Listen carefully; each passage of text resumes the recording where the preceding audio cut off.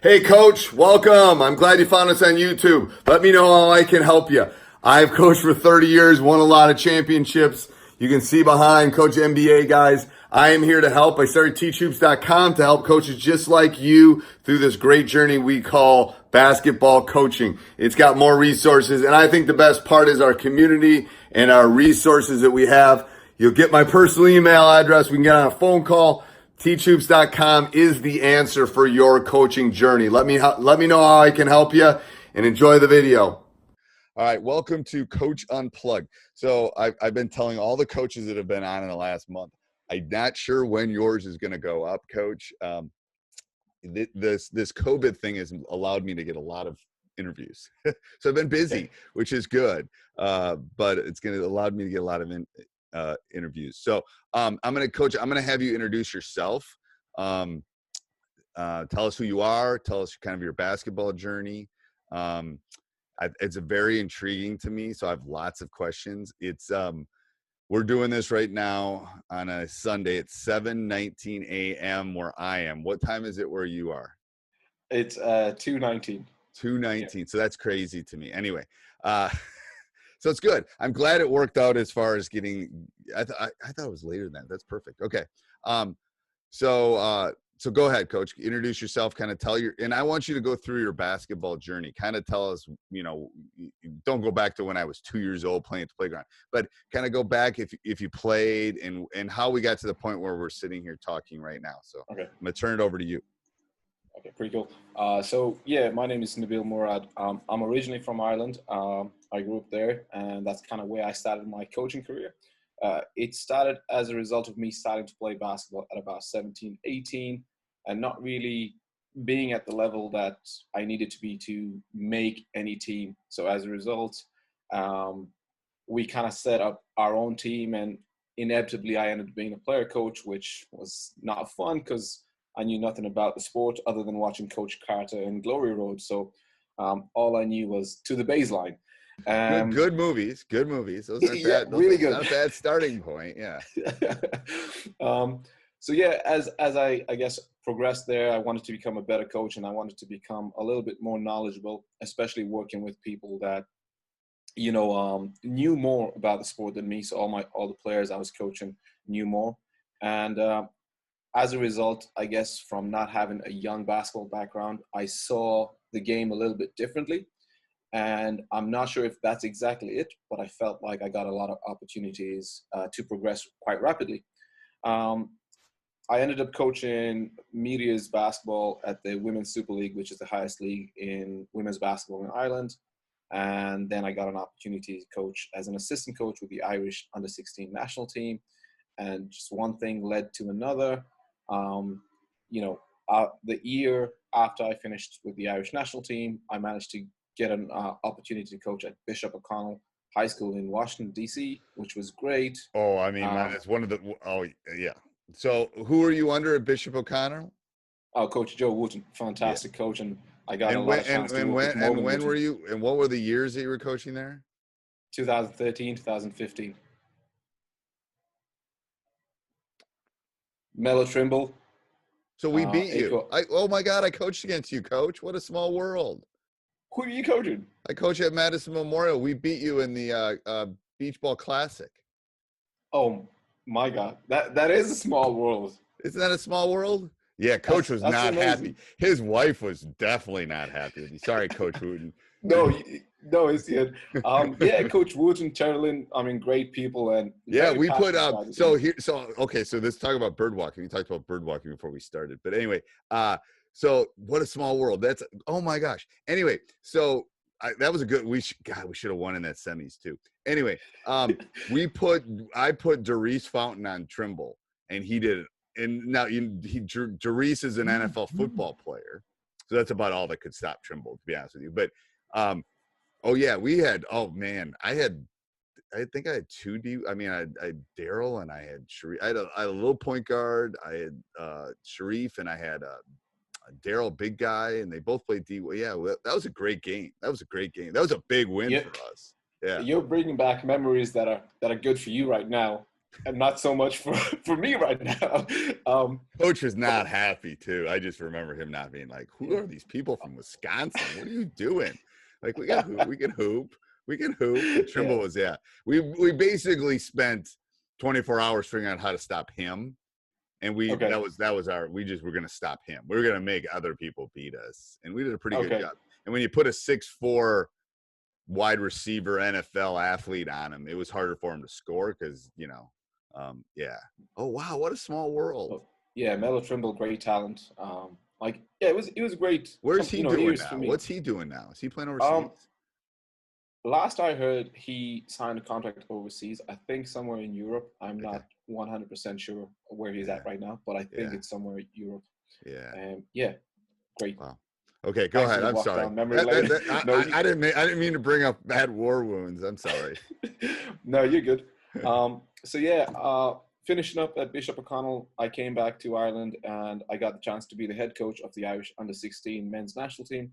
Competed at the European Championships, which was great experience. Again, just meeting a lot of great like-minded coaches.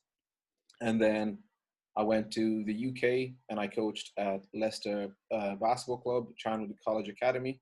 So I spent a season there working with the youth side and being the sports psychologist and the youth coach.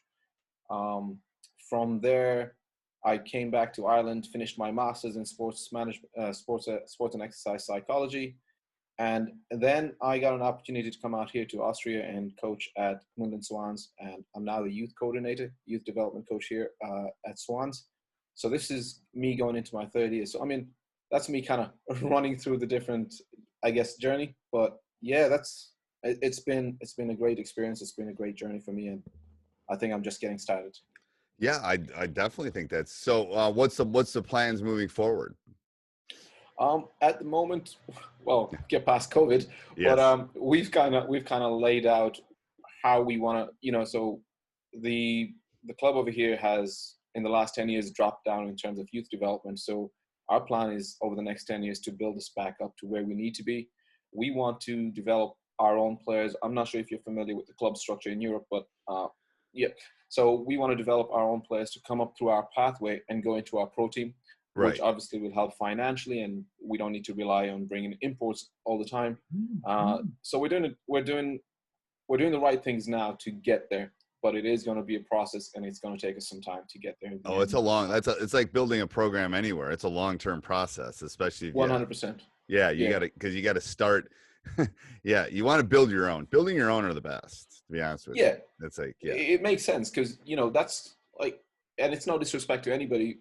You can get a lot of different mentalities, different points of views, and you can get people to contribute coming from abroad. But at the same time, if we're talking about being consistent and sustainable, you got to develop from within, and obviously then that will help basketball in Europe, basketball in Austria, so on and so forth. right. And the thing is, the like you said, the new world that might not be people.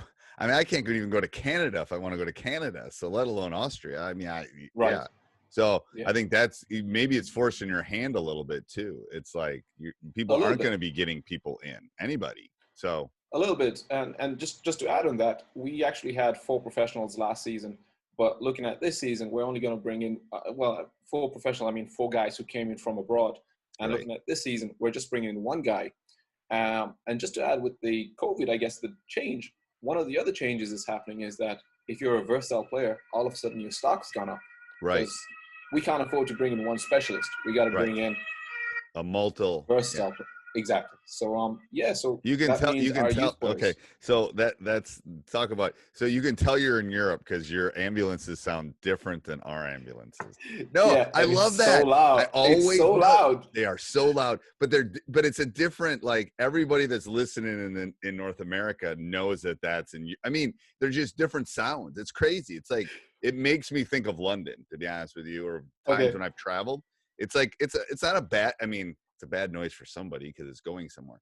But for when you're from North America, when you go into Europe, that sounds just like that sound brings back good memories for me because it's like it's like because I remember I spent like after my first year teaching, I spent there it goes again. I spent and I don't edit this, so we just leave it. I don't care. I spent the first summer after my first year teaching with my brother backpacking around Europe. It was the best thing ever. Okay. Um, Yeah. oh, it was so much fun. We had so much fun. We were going Where'd to you bring, guys I was go? actually going to bring my kids this summer actually, but the world ended. So then we have to postpone it for a while. All right. So why don't we go through can share your screen, coach, and we'll go through your thing. And then I've got tons of, I don't have as many European questions because I think I figure out the club system now. Okay. So, right. Okay. I'm just going to Perfect. go through this, but now I'm not like going to go through the full thing. So I guess you got to tell me. Yeah, we'll talk about whatever road we need to go down, and then we can Okay. share it with people. And Awesome. I'll put So your contact stuff too, and then if they have questions, they can get a hold of you. Good. You have your awesome. website in the bottom. That's perfect. Okay.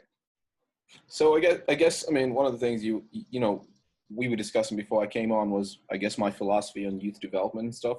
Right. And for me, my philosophy can be summed up in 3 words: roots, not fruits. And it lines in with kind of how we're doing things here. Our job as coaches is to facilitate the garden, is to facilitate the conditions for optimal growth. It's not to come in and say, well, we got to harvest X amount. It's to come in and say, well, are we doing a good job that the plants are growing and are going to be sustainable over the long term. So Right. my job is a gardener, and I just got to create the optimal conditions so that all of my players will get to where they need to get to. Right. I think that's a so great, that's kind of my philosophy. I always tell people when you plant a tree, it's not for you, it's for future generations. Like go out in my front yard and put a seed in and plant a tree. It's not for me, it's for my kids and my kids' kids. Cause it's just going to grow, but it's not going to grow to where, so I think that's a great thing for like us as coaches too. We're not going to see the reaps of all our stuff. It's like, as a teacher, I'm just trying to make the world a little bit better. And then, I think that's great. No, that's 100% it. Cause you just want to leave the world a little bit better than you found it. And right. That makes so much of a difference, right? Yeah. Yeah. Yeah. There's your meaning of life, kiddos. They always ask me. Yeah, and I think it's really interesting because a lot of people forget about that. They don't they kind of want results and they kind of want wins. And in terms of youth, hey, go back to that last screen because number 1 is a big kicker for me. Before we go on, here's something that you can use that I always use with my youth coaches is I go, you do not want to be a kid's last coach. Like, nice. that should be your goal in life. And they go, what do you mean? I go, that means they quit. Like, now, if you're a high school coach, I might be the kid's last coach just because they might not be good enough to play anymore. But under the age of 13, you should never be a kid's last coach. Like, because they're playing soccer, baseball, like whatever. And if they give soccer up because they're 9 because of you, then that's a problem. Like, they should give up soccer when you're 9. You should be playing as many sports as you can because you don't know what you want to be. Okay, sorry. That's something I just have pounded into my youth program. Do not be this kid's last basketball coach. I don't care what. I like that. I'm going to use that. Yeah, you can steal that. Yeah, and it's kind of something I say to the coaches I work with. It's like, what impact are we having on these kids? And I spell impact a little bit different with the double T at the end. All right. And I'll explain to you right here. So the way I look at it is we've got 7, I guess, skill sets. And as coaches, we want to, impart intelligence skills, mental skills, psychological, athletic, communication, technical, tactical. For me, just going back to what we talked about, we've no idea where a kid's going to end up. If he quits soccer because he wants to go play basketball, if he quits basketball because he wants to go play volleyball, whether he's going to decide, or he or she's going to decide, I want to be a doctor, or you know what, I just want to play recreationally, whatever it might be. So with these skills, the first 5 are transferable skills. The technical and tactical skills are only applicable to basketball. Right. So if a kid decides to move on, then, well, as a coach, what have you done for him or her? So intelligence is kind of, I look at it and say that, well, that's creativity, that's problem solving, critical thinking, decision making. Those are those skills. Mental, your confidence, your commitment, your competitiveness, your composure, right? So those are skills that need, I mean, we can say they're life skills, but that's kind of how I break them down. Right. Psychological skills is your leadership, your emotional intelligence, your empathetic skills, right? So again, life skills. Athletic, your speed, agility, your coordination, your balance, all the regular stuff, athletic skills. Communication, and I think this is huge. I mean, especially in today's world, body language, verbal, nonverbal, tone of voice, dealing with confrontation, managing conflict. We could go down a rabbit hole with just communication skills. And the way I look at it is like, well, when I'm in a practice setting, am I just giving them technical, tactical skills, or am I, adding value and making an impact and giving them skills that can be transferred to other areas of their life, whether it's school, whether it's at home, whether it's, their studies, whatever it might be. So that's kind of how I look at it. And that's what I mean about roots, not fruits. So I'm hoping that I'm being deliberate in sharing and facilitating their growth in more than just one way. Right. I think it's, yeah, that's what I say. Yeah, it's the teacher in me. So I've been a teacher for 30 years. I'm just, the court is just another classroom for me. And everything I do, I want to do those first 5. That's awesome. Okay. Perfect. Yeah. So, I mean, personal values as a coach, I think you need to know what you stand for. And, once you know what you stand for, you'll know what is your DNA, which is your do not alter. So you're staying with it, And for me, those are it. Growth mindset. So I'm always trying to learn. As a youth coach, you got to know what it is. Contribution, trying to give back, trying to serve others, being tough, which basically means being persistent. And I like what I like for toughness is I like grit. And I like grit because grit is the combination of passion and perseverance. Yeah. So because I don't know if I don't remember who I was listening to. I listen to a lot of podcasts, but and obviously because I do 3 podcasts, but I listen to a lot of them too. But someone was talking about if you have passion towards something, it's not work. Like I don't really want to empty the dishwasher. I don't like emptying the dishwasher. There's no part of me that wants to do it. So I procrastinate and I don't do it. But things I like to do like this, I can get up. The things that I want to do. So you got to find that passion and perseverance. And that's where, going back to what we were talking about before the age of 13, we need to let them find their passion. Like 100%. if we shut the door, you never know. At 9, they might not like basketball, but 11, they might. They're still trying to figure out the world and, whether mom and dad are going to yell at them, let alone, I love that. Yeah. Yeah, 100%. Like you said, even if a kid quits basketball for whatever reason at 9, but it was a positive, enjoyable experience, there's a chance he'll come back to it or she'll come back to it. So, like you said, you don't want to be shutting the door. Yeah. So, and then, I mean, obviously for me, my last values, being honest, it's integrity, doing the right thing and just figuring out ways to do the right thing, which, coming back to what we just talked about, like dishwasher and podcast, well, kids don't need to be motivated to play video games. Well, then so that's why is that? And I'll try and learn and see why. And you got, what was it, Fortnite? All of a sudden, every kid wanted to play Fortnite, including NBA players. Well, what is it about that gets kids staying up till 4 a.m. playing? Right. But we can't get them in the gym. So I think we can learn a little bit from that. And kind of what I kind of observed was the fact that, they've got autonomy, they've got freedom, they can choose when to play, they can achieve competence. I mean, they start at an easy level and move up, and they get a chance to play with their friends. But there's no standing around. There's no coaching interruptions. There's no standing on, and they have that freedom. So I think we can learn from that by just kind of, facilitating some of those skills, those attributes, the autonomy, the dopamine hits, the freedom levels, and bringing it into sport. Now, not too much, because obviously we are teaching discipline, we are teaching all the other stuff, but understanding that they are kids. Hey, go back to that previous one. So why do they do it? So let's talk about how we can take the video game stuff and use it in basketball. I love that. Like, I 100%. I've never thought of this, and that's why I had you go back, because this intrigues me. It's true. So I'll jump on it and say, just quick segue and come back into this. So if a kid, for whatever reason, shows up at one of our pro games, so we've got these school nights, where kids from schools get in for free. So this kid has never played basketball, 9 or 10, he comes in, and he watches a game, and he sees our guys, shooting threes, coming in and dunking it, and it's exciting. The atmosphere is going crazy. People are shouting, and the European atmosphere, it's crazy. So now he decides he wants to come play basketball, and then he joins a practice setting, and the coach puts them in lines and is talking to them and telling them the entire time. And the last 5 minutes, the kid gets to play. Well, we hooked him with the pro game that he watched, and now we're losing him. So for me, learning from video games is hook them and then keep them. So what we want to do is, especially early on when kids joining or the younger ages, we want to have a lot of games, and we can facilitate some of these skills through games.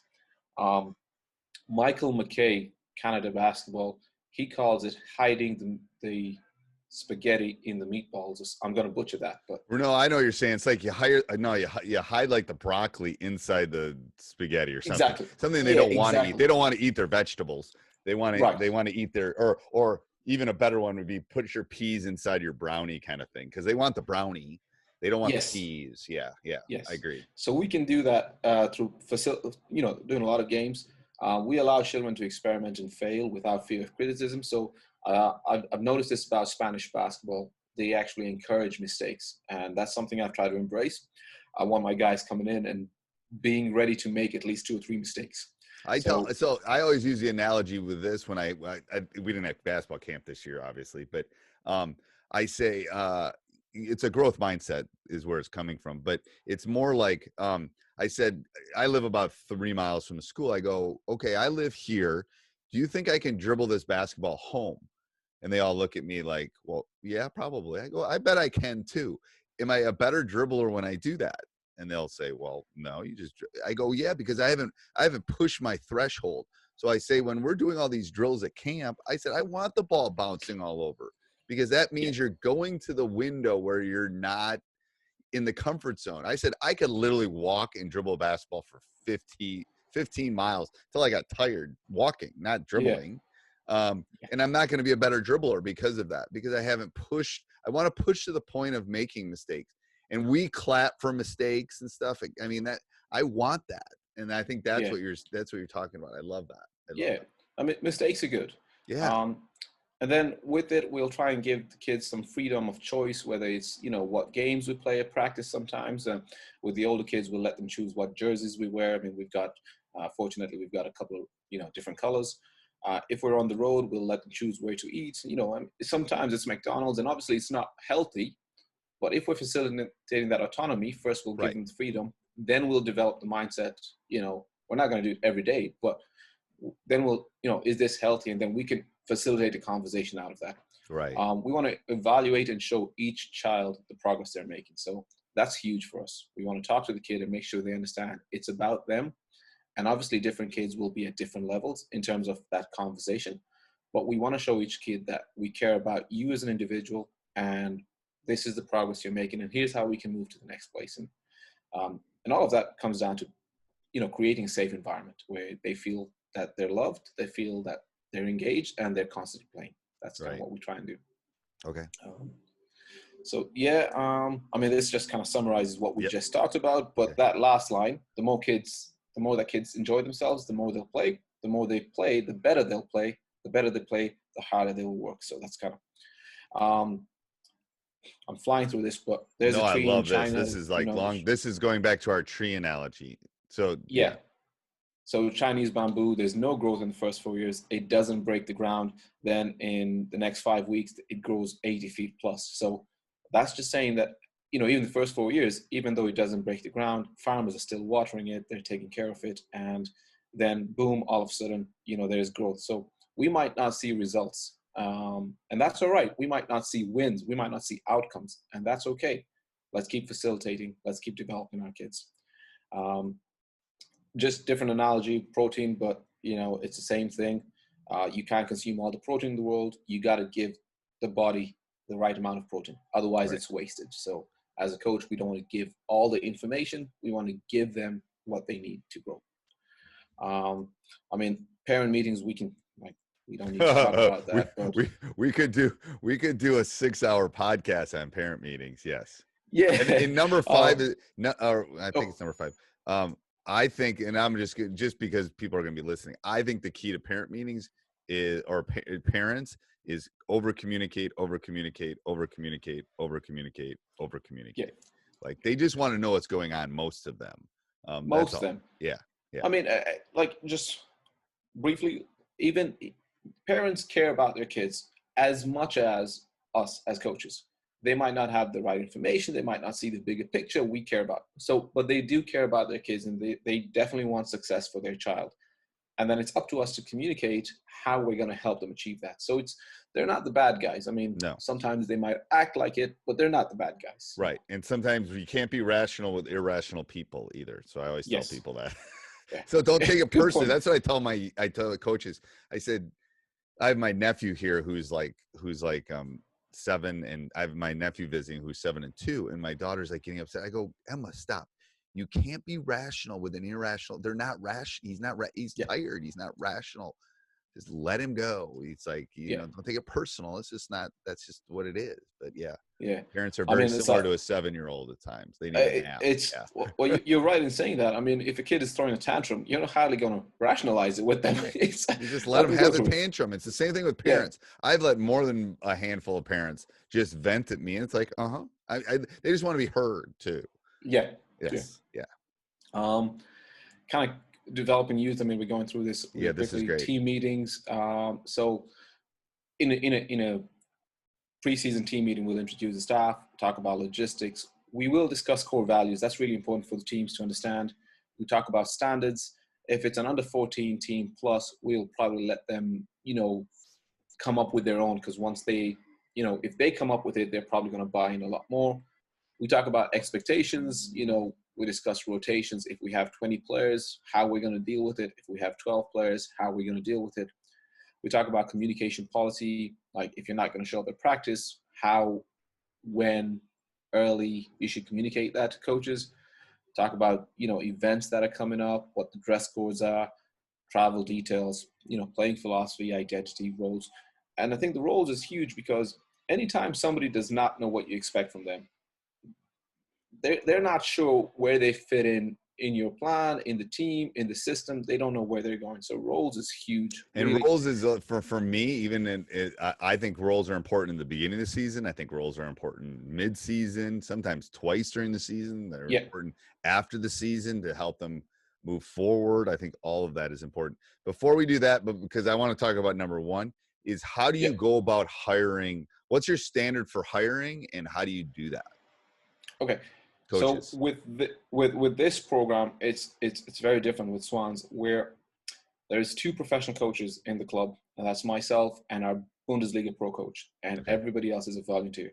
So that hiring process of coaching is, so we try and obviously look at players who are coming to the end of their careers, or players who've stopped playing for a while, have kids. We look at teachers in the schools. We communicate with them our vision. At least this is what we're doing this season. We're communicating with them. This is our vision. This is where we want to go. This is our player pathway. This is how we're going to develop players. This is what we stand for. Would you be interested in coming in and helping us out? So we're trying to cast a wide net at parents, at volunteers, at school teachers, former players, current players who are coming to the end of their career, just to try and get some. Because actually, just between, obviously it's on a podcast, we're not sure if we have enough coaches for next season. And if we're not sure if we have enough coaches for next season, then we can't be picky. But what we can do is, once we've hired coaches or brought in coaches, we need to develop and invest in them.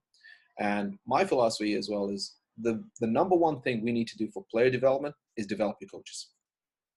I agree. So, I agree. I think people don't do that. I think people spend a lot of time on all the stuff we're talking about and don't spend as much time. I mean, the world is run by people at this point. AI hasn't taken over yet. So I'm just saying, I think you got to invest in, I mean, all the behind the scenes stuff is important to put on the musical Hamilton. I get it. But what's really important is the people singing the songs out in the front. So you got to invest in them. If as much, if not more than what's behind the scenes. I agree. I think people forget that. A lot of coaches forget, youth coaches forget. Oh no, that's huge for us. I mean, we are trying to make sure that we're deliberate in terms of how we develop our coaches. We've actually done something this season, the season that's coming. We obviously have our national governing bodies coaching qualification. You've got your A license, B license, C license. but we're developing an in-house coaching pathway so that our coaches coming in are here, and this is kind of what we need you to learn here. But as we go through over the years, we're going to help you get to the next stage as we define coaching development. So I don't know if that's a good thing or not, but we definitely want to develop our coaches. That's huge for us. Right. Yeah. So I'll tell you one thing though. I was a couple of years ago. I went for an interview with a basketball academy in England, Kent Crusaders, and they had by far the best coaching hiring process that I'd seen. I'm not sure if they still do this. They flew me in, and what they had me do is teach a technical skill session with actual, their players. It was a 45-minute. Then they had me teach a separate tactical skill session. Then they had me give film breakdown to their players. And then we had an interview with myself and 4 of their members. And I thought from a professionalism or from a holistic point of view to see how does he coach? What does he coach? How does he do this? I thought it was really cool that they went through the full spectrum. It's not just, all right, here's a resume, here's what we do. No, they went through the full spectrum, which I thought was really cool. Right. No, I think that's because you're becoming part of a family per se. You want to make sure before you let them in. Yeah, I love that. And you got to keep the standards and culture up. So that's. Practice planning. I guess we're in a stage right now where most coaches will, I'm not sure if most, but most coaches that I've worked with here will tell you that they've got a practice plan in their head. I'm the type of person that I want something on paper. I need something to be able to see and reflect on. So I think practice planning, there's a couple of things that I try and do. Pre-practice thoughts, which kind of remind me of where I'm at. Mind candy, which translates to the life skills. I try and highlight a point of emphasis that we're doing. So point of emphasis is like we're going to work on boxing out. We're going to work on crashing the board. Yeah. Okay. Yeah. Okay. We're going to have 2 emphasis for the day. And we'll try and, so all our drills, all our games are going to have this is our emphasis. We got to make sure we do this right. Okay. Daily drills. So I'll just see if I can do. Well, what about power of terms? Is that definitions that you need to talk about?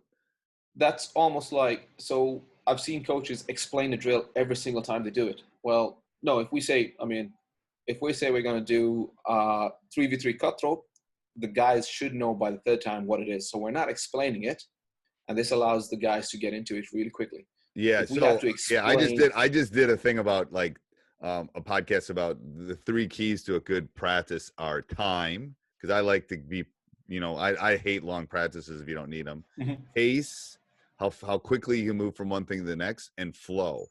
I think those 3 things. But what I've done recently is I do my talk and walks, or walk and talks, whichever way you want to talk about it, early before practice starts. So I hate messing the flow of a practice and explaining the 3x3 drill. We did it at the beginning. If you don't know, step off and ask a friend, because the ones that were getting it, and it helps. Because think about the flow of a basketball game, right? The flow of a basketball game is it's constant. It's not like it's not stop. And I try to use the 90-10 rule, where they're doing stuff 90% and I'm coaching 10. When we're doing drills and stuff, because here's my theory with the 90-10. If I put it at 90-10, I'm going to actually end up at 80-20, which I can live with. I can live with 80-20, but I don't want me stopping a drill and saying something. 30 seconds later, stop the drill. Another person jumps in. It messes the flow and the pace. And pace does effort. Effort does, there's this correlation that goes all the way through. But I love that. I love power term. I love getting that power terms or the walk or the talk out fast. Get it out of the way. 100%. I think your point about flow is on point, because I've seen it that either long-term coaches or new coaches, they will want to explain everything. They want to be involved. And the 90-10, I like it because it's you have to remove yourself. Right. Plus, if you remove yourself, they will communicate to each other. Now you're developing communication and leadership. Right. No, I love that. Okay, so keep going through these, because this really intrigues me, because this is what I've been doing deep dives on practice planning over the last couple months. So daily drills, those are the kind of stuff. Let me see if I can do this.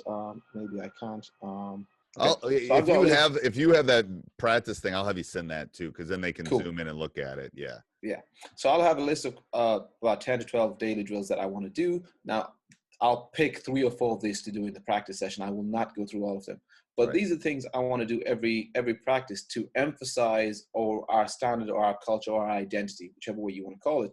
So if last season we'll go, for example, we're a transition defensive team. Well, I want to do a transition defense or segment at some stage and really focus. So I'll pick from these drills, which always highlight our identity. So Okay. it makes it easier for me. Quick sets.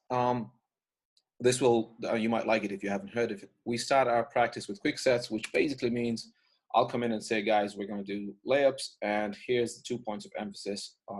You got to make a one-hand pass, or you got to finish with an inside-hand finish. And we're only going to do it for 90 seconds. And I'll step out, I'll let them go. So if they do it right for 90 seconds, we're done. However, if they mess up, all I'm doing is saying reset, and the clock resets. Hey, Coach, I hope you're enjoying the podcast and enjoying what Coach Sean is talking about in terms of practice planning. If you're looking for more information, if you're looking to become a better basketball coach, if you're looking for one-stop shop, come over and check us out at teachhoops.com. 14-day free trial. It's got everything. It's got the roadmap you need to become a better basketball coach. And let me help you. One-on-one calls, office hours, you name it, the community, more handouts, more videos, more things that you need to become a better basketball coach. So let me help you out. And let's get back to Sean. And I'm quiet. Reset, the clock resets. So we will go until they get it right for 90 seconds. And essentially what we're trying to do is get the guys to focus at the very start of practice. If we can't get that simple part right, that you have to make a pass with a, one hand or an outside hand, or you can't finish with your inside hand, or at least try. We're not saying make the finish. And if you can't focus at that stage, well, we're not going to go halfway through the practice and then have problems saying you guys are not focused, because we've done it at the start. And the other thing is, after a couple of times, players will start holding each other accountable. So you don't have to. You don't have to do that. Go back to 6. How do you do impact situations? Is that something you talk about? Yeah, I'll have it here in this point here. I don't know if you can see my mouse. So if I'm doing a drill, I'll have it here, and I'll just have an IMP or whatever. So if it's an A, for example, I'll make sure that I tell one of the players, look, we're trying to focus on coordination here. Just keep an eye on your teammates, give them some feedback. Okay. If it's psychological, I'll do that. So, but it helps me stay on point. Okay. Progressions, regressions, really it's to make sure I have something. If it's too easy, I got to have something to go advanced. If it's too hard, I got to have something to go lower. And I'll have this sometimes for individual players, especially if it's individual stuff. So maybe Mike can't do everything at the same level. So I'm going to have something for him. Teams, I'm going to have my teams kind of laid out here, my 3v3 teams, 4v4 teams, 5v5 teams. So then I'm ready to go, and they know black, white, I don't need to. I love that. I love that because, again, it's flow and pace. If you're stopping to match guys, I love that. I love having for the entire practice, I have all my groups done. Which just makes sense. You want to keep things moving. Post-practice thoughts. So at the end of practice, what I'll do is I'll take 15 minutes and I'll reflect on the practice, write down anything that I think is relevant. Mike had a bad practice. Well, why did he have a bad practice? What can I do differently to facilitate that next time? This drill worked, that game didn't. Well, it's not only it did and it didn't. Why did it do it? Did I move too quickly? Did I explain things right? So I'll reflect on the practice. In my post-practice, that's my drive home. So, So here's how I do it. So for other coaches that are listening, here's how I do it is I turn off the music. I turn off, it's just me and the car and driving, because then I kind of get all the clarity of the chaos of the day out, and I can reflect on that. It's about, 10-minute drive, and I can just reflect on, and then when I pull into the driveway or the garage is when I pull my thing out then, and I'll go, we need to do this. Because it's almost like the fog of battle too much right after practice for me. Okay. I will jot stuff in that during practice. I'll jot stuff down too, like, oh crud, we need to work on our help side or our pack line or whatever it is. Yeah. And so then when I look at the practice plan and I'm doing the next one, I'll do that. But I I like that. Like, it's almost a meditation thing for me. It's just something that people could think about, but I love the post. You got to think about it. Yeah. You can't wait a day because it will go away unless you're going to go back and watch I think practice. I think you got to do it. Yeah, the same day. Now, just a quick question for you. Your practices finishes about 5 p.m., Yeah, it 6 p.m. depends if we have early. It's like 5:30, or if we're late, it would be like 7:30. Okay. I tend to do And my practice planning, and I've asked tons of coaches. I tend to do my practice planning in the morning, uh-huh. the day of. So I'll wake up earlier and do it.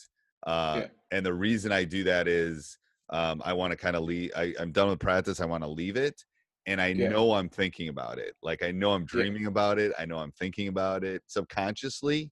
I Yeah. know the wheels are turning, even though I'm not, like, after this 10 minutes, not like sitting down and thinking about it. Gotcha. Because then it's like a brain dump the next morning for me. Yeah. You know, cup of coffee, silence in the house, poof, brain dump. You know. So I got a question for you, and I wonder if your European coaches have weighed in on this.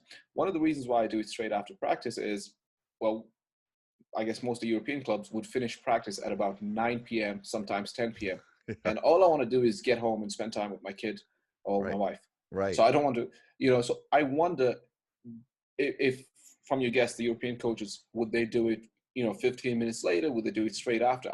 I don't know if that's something Yeah, that'd be interesting. I'd love to hear that. Yeah. I'll put something I'll put my email in the show notes, and if they want to email me, that'd be interesting to Yeah. know.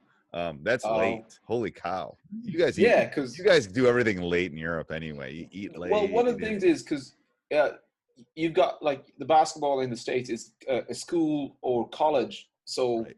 like, and we're more club based. So kids got to finish school and college before they come. And that's a Right. little bit different, I guess. But it's not ideal. No. Yeah, and Um, I'll get that. I'll get the form there too. I'm always looking for forms, and that would be great. Maybe they can look at those drills. yeah, Yeah. cool. This is tweets. You talked about flow. Well, I want to coach in tweets. I don't want to stop and explain things. However, at times I want to, I guess, get a player to come to the answer himself, which means I can't give him the information. So generally, I'll do it in the middle of a game. I'll sub one player out and talk to them really quickly and try and tease out the answer, or I'll do it at the end during a review of feedback segment. But Right. in the flow of the game, I want to coach in tweets. Let Yeah, it go. it's Snapchat. I love it. It's like little snippets. It's quick. Yeah, Yeah. I love that. Yeah. Empowering players. This is that, we're building self-esteem, we're building confidence, we're building autonomy. So I'll let players, choose a drill or game depending on, where they are. If I think they deserve that opportunity, I'll offer them opportunities to provide feedback, offer suggestions to improve. Like, this is something that they've really taken on last season, because 2 years ago was my first season here and they thought I was crazy. Just to give you an idea, I've come from coaching Ireland, UK, States to Austria. Austria is made up of Serbians, Bosnians, Germans, Eastern Europeans, Croatians. And if I'm not Ezelko Obradovic, if I'm not yelling at these guys, they think I'm soft. They think, oh, well, coach doesn't know what he's doing. So my style of coaching has taken about a season and a half, 2 seasons for them to understand, wait, he's a different style of coach. So a lot of this stuff has taken me a while to even get where we've had that same level of respect and they understand what I'm doing. Right. But last season, they started to offer suggestions without feeling like I was going to chew them out for offering feedback. And we'll have them, they can have an input on t-shirt design and stuff like that. Right.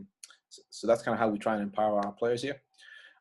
Managing success. So yeah, Goldilocks, it's not too cold, it's not too hot, it's just right. That's got to be with our drills.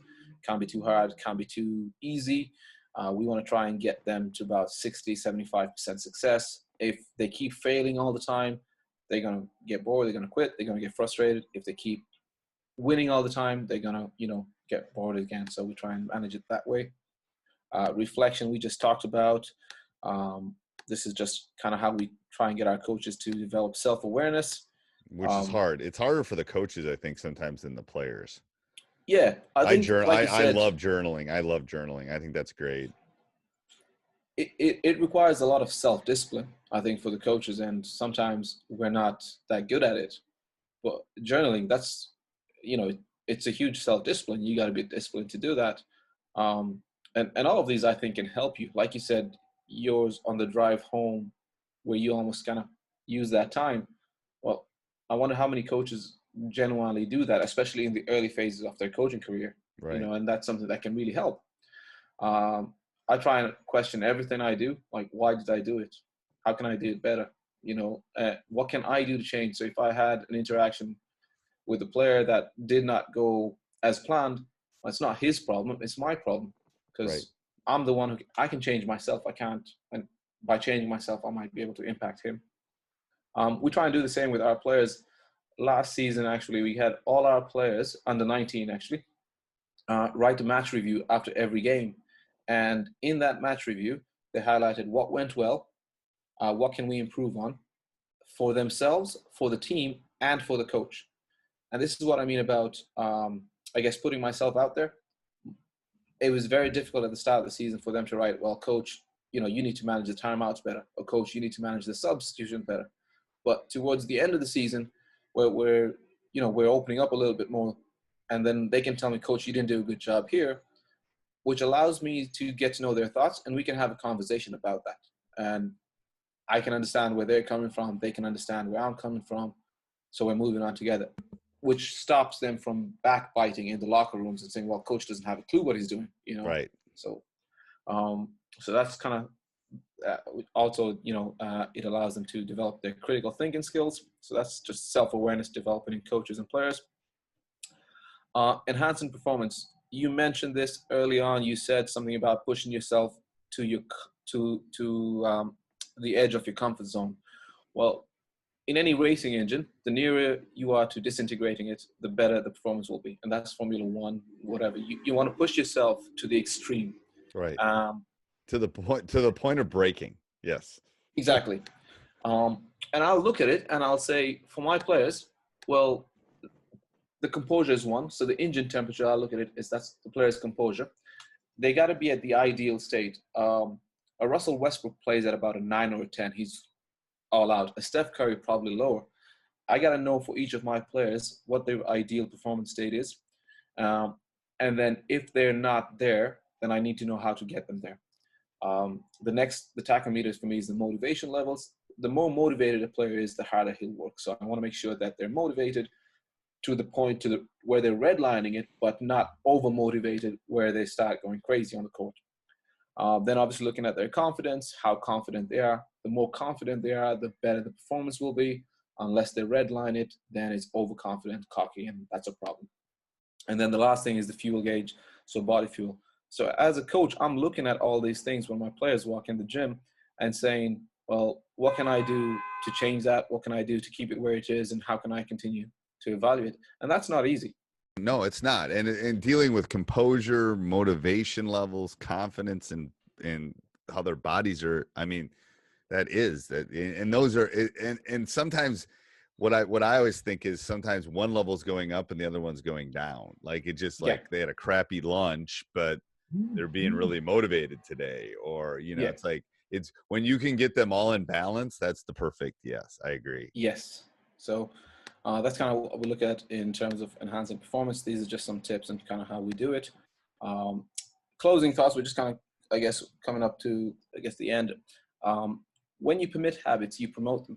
When you allow behaviors, you encourage them. When you condone actions, you own them. And when you tolerate average, you deserve average. And that's something I've kind of kept in the back of my mind with how we do things. It's not only basketball related, it's life related. So, no, I think that's great, Coach. So that's kind of my closing thought really there. Perfect. And I'll leave your that. contact stuff in there so they can get a hold of you. Cool. It looks like Instagram and Twitter. Yeah. And you have like 85 digits on your phone number there. So yeah, something like that. I'm not used to that. I know it's not like an area code like 414 or 213 or whatever it is. It's like, yeah, I'm never sure why they put the plus in front. Why do you put the plus in front of their phone numbers? That's a country code. So if I was going to call the States, I got to put a +1. Otherwise, I wouldn't be able to get to the States. Or either a +1 or a 001.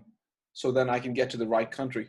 So the +43 is the country code. Yeah, so 43 is Austria and 353 is Ireland.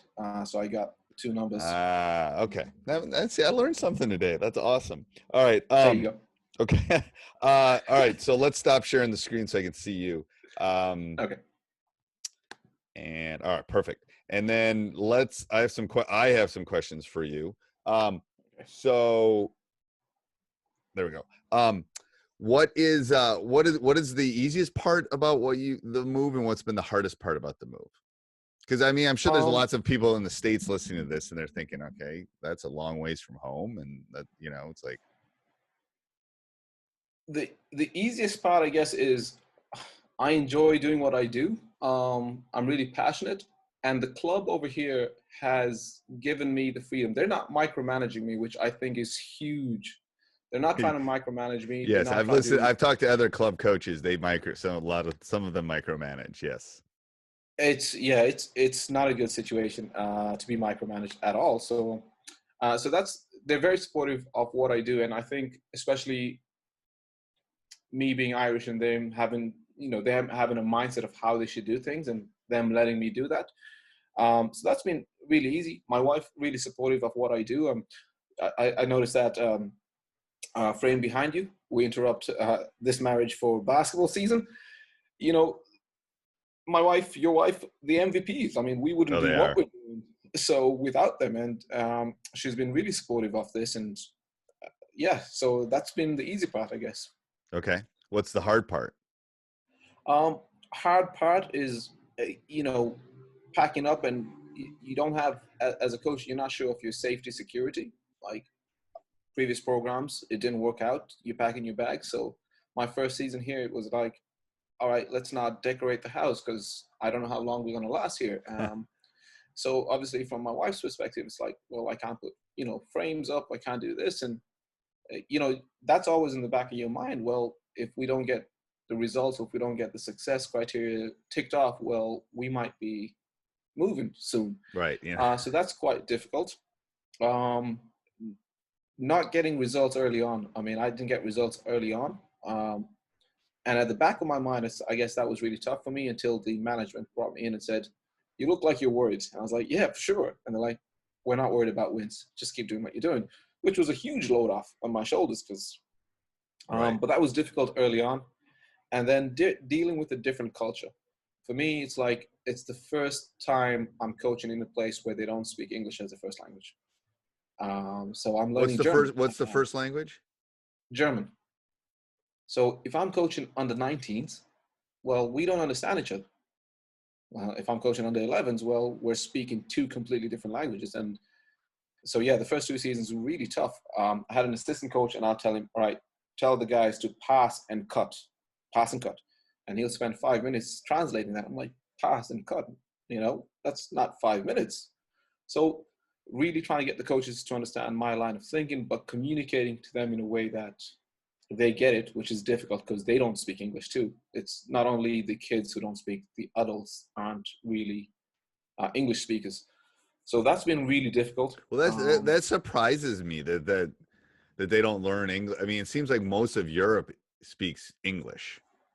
Not that they should. I'm just saying it seems like it's a universal language.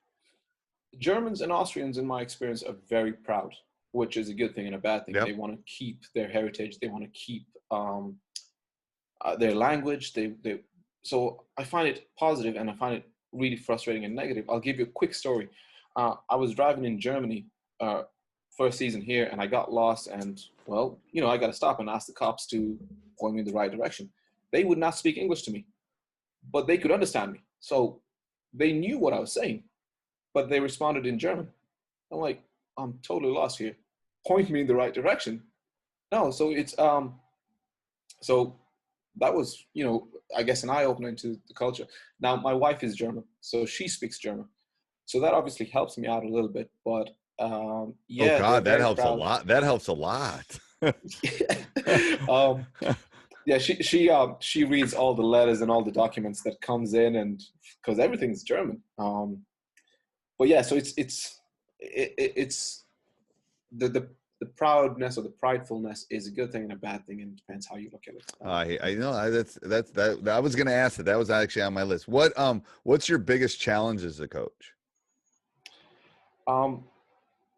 The weight that I put on my shoulder, I feel like I can be better. I feel like I'm not at my best. I feel like I can do more. That's always bugging me, that I can always do more. I guess, as a coach, we want to achieve what we know we can, but we want to do it now. But we understand it's a process and we need to be patient. But we know we can do it now if we just did it. So I got to trust my assistant coaches to do something, which takes me about 3 seconds to do, which will take them 2 weeks to do. But I know it's part of the process to get them there. So it's a lot of pressure that I put on my own shoulders, nobody else. So that's the challenge, that I got to be patient and I got to trust others and be a better leader for coaches more so than players. Do the top people in the club speak English? Like when your bosses call you in, do they talk in English to you? My GM speaks in English. However, any group meetings with coaching staff or board members, it's all German. But my GM will speak to me in English, and during these meetings, he will translate, or he will try and translate in any breaks he gets. But yeah, the board members and, when we have club meetings and stuff like that, they'll speak German. So do you pull out a phone and have a translator in your phone and then plug it in your ear?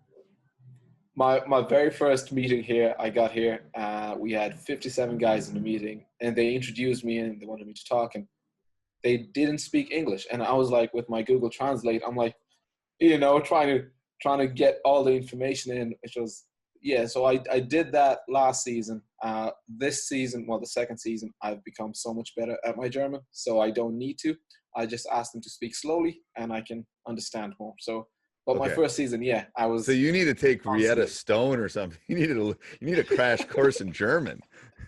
I did. I went to school my first season. I actually enrolled myself into school and did a German course because trying to learn from home and going into school and learning is two different things. So, but that was a good decision that I went into school to learn German. Right, because there's dialects too. I'm guessing there's speed, there's dialects, there's all. Yeah, oh wow. Yeah. What's the hardest thing to teach? What's the hardest skill? What's the hardest thing as a coach to teach? That's really cool. I haven't thought of that. What's the hardest skill to teach? I wouldn't say technical, tactical. I feel like the desire to learn. I'd probably put learning as a skill. And the desire to learn. That growth mindset is hard to teach. That grit is hard to teach. I agree.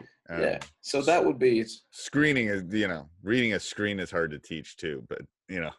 I think it's footwork. I think footwork, and it's better probably, and maybe it's better in Europe than it is here. But footwork is something that isn't really taught in the States like it should be.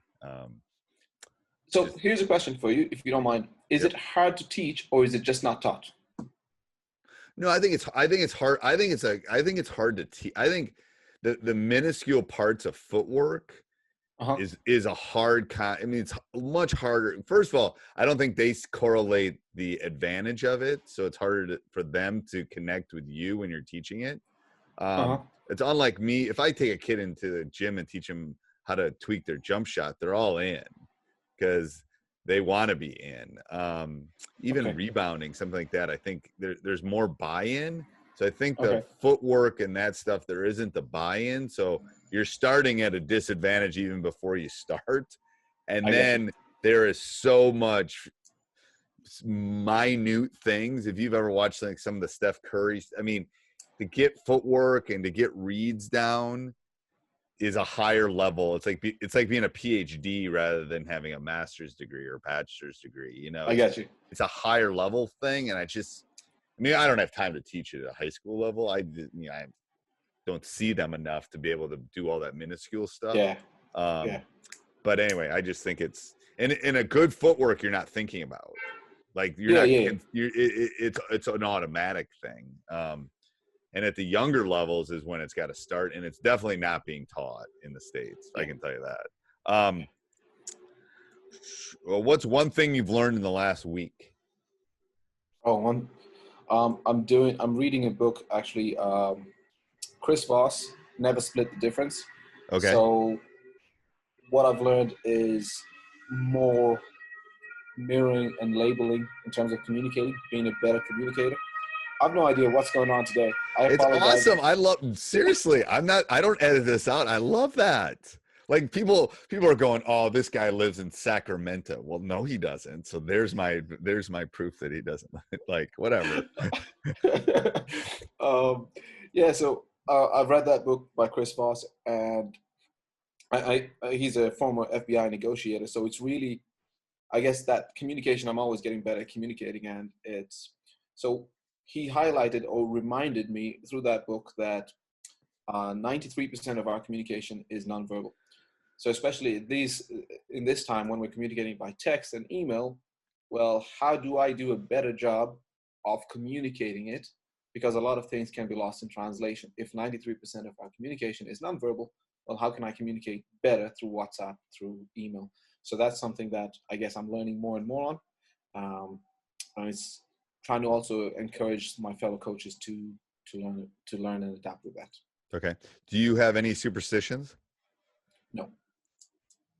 Okay. None? That was quick. I got none. And I always give the spiel. I'm a little superstitious, but superstition for me is about routine, not I don't wear the lucky socks, we're gonna lose. It's more about, okay. So that's where superstitions come from me. When I was a player, I had to put my left shoe on before my right shoe. It was just because that was what I did before every game. It wasn't like if I put my right shoe on first, we were going to lose. It was more me getting the mindset. That's where superstitions come from me. Everyone thinks like, now I ate 23 Big Macs in a row because we hadn't lost the game one season because I did it once and I kept doing it. And it wasn't like, we didn't lose because I kept eating it, like whatever, but it's like, it was more like, that's my routine. I'm getting ready to game. I'm getting ready to coach. I wear a tie to every game, or I don't wear a tie anymore. I wear like a suit jacket. I'm dressed up nice, but I don't wear the tie anymore because I've always found it too constraining to coach in. I got some routines, but I mean, I got some routines, but I it's not that if I don't do it, I feel like the world is ending, I guess, and that was a misunderstanding. Yeah. But one of the things is I gotta have at least 2 cups of coffee before game. Get ready. I've never heard that one before. Holy cow. And then straight after the cups of coffee, I want at least 10 minutes to meditate. So what I'll do is I'll go into the stands opposite from my bench. I'll watch my team warm up and I'll get my headphones in and I'll just try and I don't know if it makes sense that I'm trying to calm down just after I've had coffee, but that's what I do. Okay. It seems counterintuitive to have the coffee and the meditation, whatever. If you could change one thing about the game, what would you change? I would not let the referees touch the ball after he goes out of bounds. Oh, that'd be interesting. Yeah. It would speed up the game. I would do 2 things. I would get rid of the jump ball, like to start the basket. The throw the ball up at the beginning of the game seems silly to me. How would you start it? I would give it to the visiting team everywhere in the world. Done. And then you go alternating possession. Period. I mean, why do we throw the ball up? Now, I understand the NBA actually does jump balls, but most people don't do jump balls anymore. Yeah. So why are we throwing the ball up to start the game? Why don't we just it's not like soccer where you kind of have to do it, or hockey. It's like, it makes no sense. Why? Like, I understand why it was in the game, but why do we do it now? I'm telling you, I'm going to start a petition. I should do that on Change It. Why do we have the jump ball at the beginning of a basketball game? Like, yeah, I never thought of that. And the officials are horrible at throwing it because they're not practicing.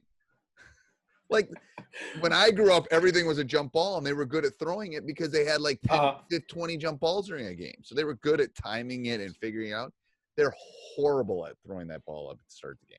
Horrible. It makes sense. I'd like to see that, actually, now that you mention it. Yeah. Yep. So that's gonna be I'm gonna be the guy that gets that change. That's gonna be my goal in life. I'm gonna do a podcast just on that. I would do that, and I would have a governing body that would decide what's going to happen everywhere as far as basketball goes. It's not, we're not going to In have the States? everywhere. Everywhere. Like one governing body, and this is the way we're going to play the game.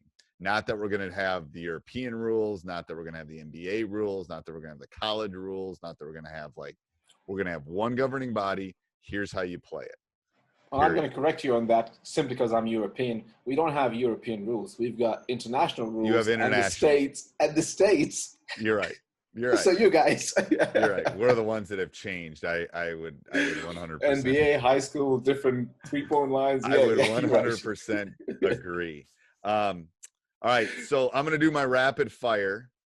Okay. And Grant Mitchell, come here, bud. Hold on. Is anybody up right now? All right. This is what we do. Come here. You can sit with me and we can finish the podcast. Yep. No, this is my nephew and he just got up. Mitchell. So say hi. I'm All right. Mitchell. So here we're going to do rapid fire. All right. So what's your favorite brand of basketball? Spalding. Like type of basketball you play with? Spalding. Yeah. So these are just quick questions. I ask quick questions. That's how we end. Okay. One word to describe your ideal player. Aggressive.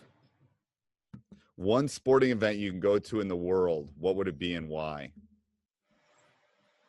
EuroLeague final, just to experience the atmosphere. I've never been there. I've seen it, and it's phenomenal. I've seen it on TV. It's phenomenal. Okay. Favorite pregame meal. Ooh, pasta. Okay. One skill not being taught in today's game. One skill that's being taught that I don't like is triple threat. So I'd say the split stance should be taught instead of triple threat. So maybe split stance. Okay. One thing you do to relax. Meditate, read books. That's 2 things. One coaching technique you consider important. Oh, can you define a coaching technique? No. Um, I mean, anything you do as a coach. There we go. I'll define it. Anything you do as a coach. Because it can be mental, like it can, yeah, I got it. Connect with my players more. Coach-athlete relationships. Okay.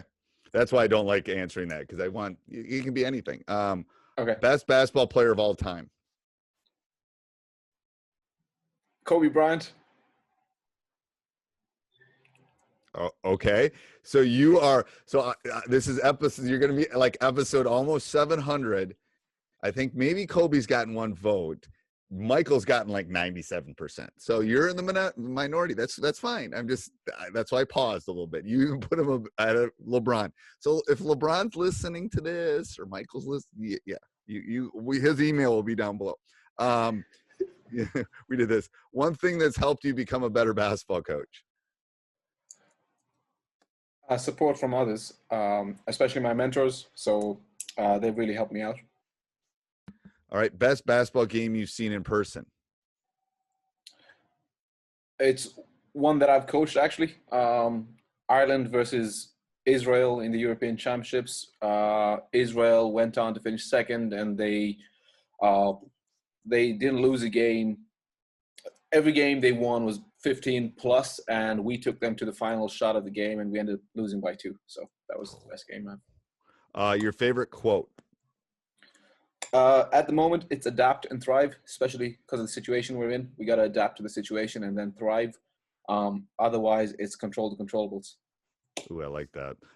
One word to describe your coaching style. Player focused.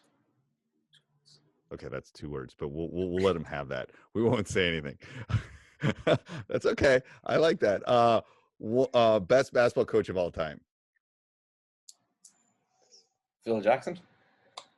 Okay, I would definitely. I find that one harder than the basketball player one, to be honest with you. Maybe it's because I'm a coach. One book. You can only pick 1 book. What would you recommend? Atomic Habits. James Clear. Love Atomic Habits. Oh my God, you're like the 3rd coach in the last couple of weeks. It's small changes. That's all it is. It's small changes. If I can summarize the book, small changes, people, if you want to change your habits. If you want to get on the treadmill, move the treadmill where you see it every day. Don't leave it in the basement. It's this little micro changes. Perfect. Do you, the other two questions is we've already answered. What would you tell yourself, and what would you change about the game? So, Coach, any parting words? I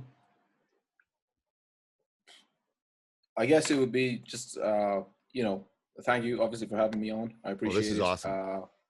Really enjoy the opportunity. Really appreciate it. So I enjoyed this. Look, my details, you're going to attach them. If anybody wants I will to put everything when, so here's how it will work. So everyone that's listening knows this. I will put this on YouTube too. So if you're listening, so I just put it I basically put it everywhere.